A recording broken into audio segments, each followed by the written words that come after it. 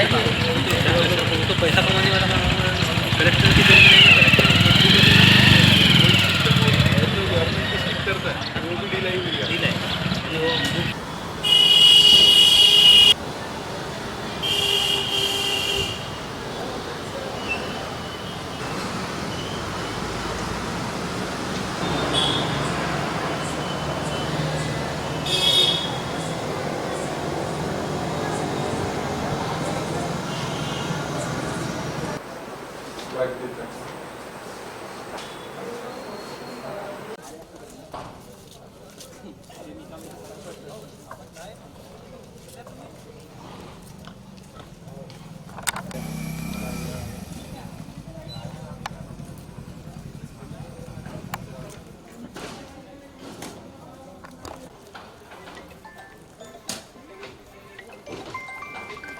लावतो फोन लावतो तू बोलत आहे का?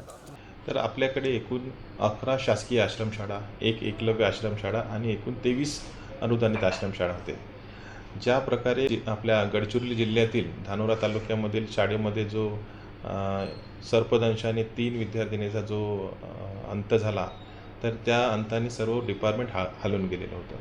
तर अशी घटना आपल्या गोंदिया जिल्ह्यात होऊ नये यासाठी आमच्या प्रकल्प कार्यालयातील सर्व कर्मचारी, विस्तार अधिकारी, सहाय्यक प्रकल्प अधिकारी आणि स्वतः आम्ही सर्व शाळांचे इन्स्पेक्शन लावले. ज्या ठिकाणी असे काही घटना घडेल तर त्या ठिकाणी आम्ही स्वतः तिथे जाऊन पाहिले. तिथे बेडिंगची व्यवस्था आहे का, तिथे निर्लेखनाशी संबंधित साहित्य आहे का, इमारतीलगत काही तलाव किंवा साहित्य असं पडून आहे का, लाकडं पडून आहे का इंधनाचे. तर अशा प्रकारचे सर्व आम्ही पाहणी केली. कुठे गवत वाढलेलं आहे का, तर ते गवत कापण्यासाठी आम्ही निर्देश दिले. समजा ग्राउंड असेल तर ग्राउंडमध्ये पाणी वगैरे साचलेलं असेल का, तर ह्या सर्व गोष्टीची आम्ही पडताळणी केली.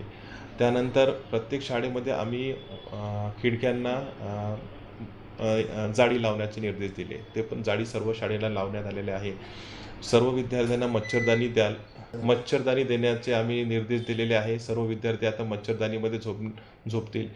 त्याच्यामुळे आपल्या नागपूर गोंदिया जिल्ह्यातील सर्व शाळा ह्या सध्या तरी आम्ही सुरक्षित करून ठेवलेल्या आहे. कोणताच विद्यार्थी आता शाळेबाहेर सध्या तरी आमचा विद्यार्थी जाणार नाही.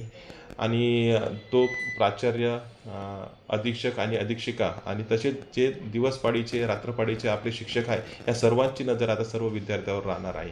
त्यामुळे आता सर्व विद्यार्थी आता सध्या तरी आमच्या निगराणीखाली आहे, सर्व सुरक्षित आहे. आता गोंदिया जिल्ह्यातील ज्या पण शासकीय अनुदानित शाळा आहे तेथे आता आम्ही सर्वांना निर्देश देऊन सर्व सुखसुविधा विद्यार्थ्यांना पुरवलेल्या आहे. जेवणाची चांगली सुविधा आहे, पाण्याची आरो लावलेले आहे. कुठेही पण शिळं अन्न देता येणार नाही असे आम्ही स्पष्ट निर्देश सर्व शाळांना दिलेले आहे.